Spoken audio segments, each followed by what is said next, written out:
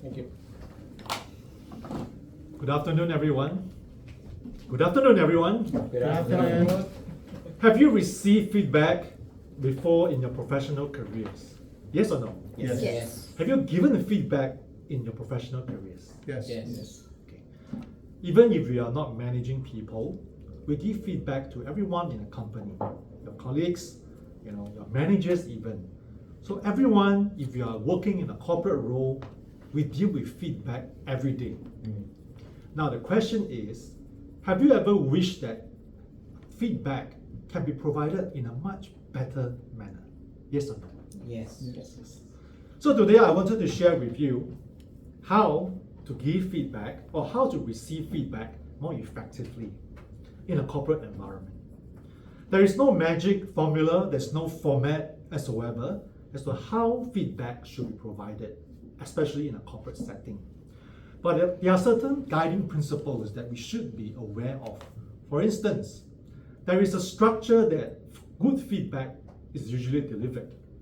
It's based on facts, it's based on assessment of these facts that you form your opinions. And you should provide your views on whether certain things should continue doing because they are good, or certain things should stop because they are disruptive or they are not so ideal. So that is the essence of the structure of a good feedback. But as to how you should deliver it, this is where we want to go into details. In the Toastmasters setting, we have an evaluation tool where usually we call it the sandwich model. We always say something positive about the person or the achievement or the issues before we say, oh, there are some points of improvement. Here's point A, B, and C before we go on the so-called weaknesses. And we ask or we provide suggestions for improvements. And then we conclude. But the Toastmasters evaluation model may not be applicable in the corporate setting all the time. Why is this so? Because I guess in a corporate setting, it is not like one-dimensional where the evaluator gives a feedback and there is no exchange and no dialogue. In fact, if you study communications techniques and models in a corporate setting, there are a range of tools that are being used. There are people who are extremely receptive to being provided with instructions on what to do in terms of feedback. And there are people who hated this structure. They wanted to find out solutions on their own. So on this spectrum, people call it highly instructional, just provide them the instructions like training, tell me what to do and I'll do it. Someone who wants to be coach, where the coachee wants to find out from the coach what's the best way forward and how, as a reflection of my strengths and weaknesses, can I drive myself forward and find my own path. There's a middle ground where you have a mentor and mentee, where the feedback provider is based on an exchange and a sharing of the mentor's experience and views, and the mentee can take a more adoptive approach as to whether to take this suggestion experience going forward. So there's a huge range. Whatever works for you may not work for you. And it's important to know that these are just tools in the toolbox for you to consider when giving feedback.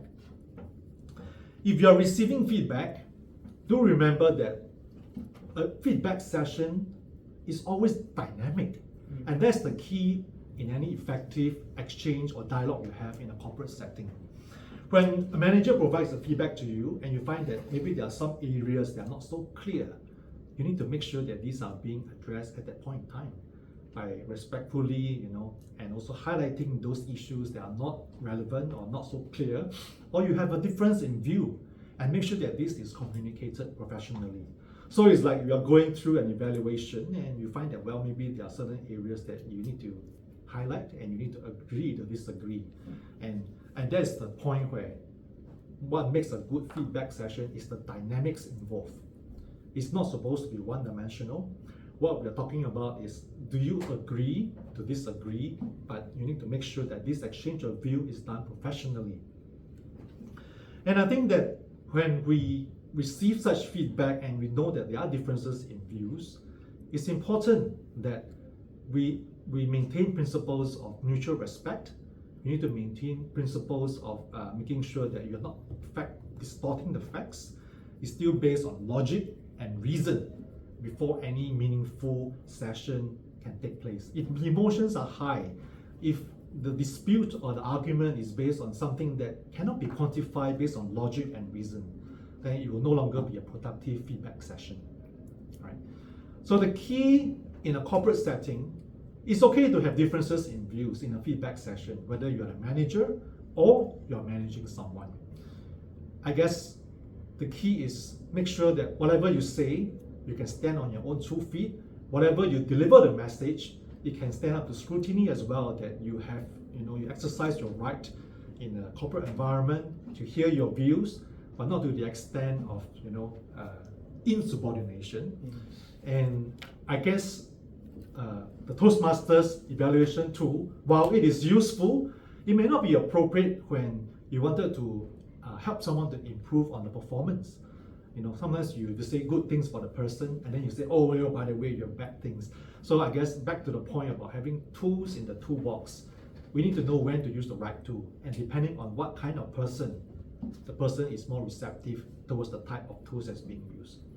So with that, this is my experience of sharing my feedback in a corporate setting. I'm sure all of you would have that challenge or struggle as well.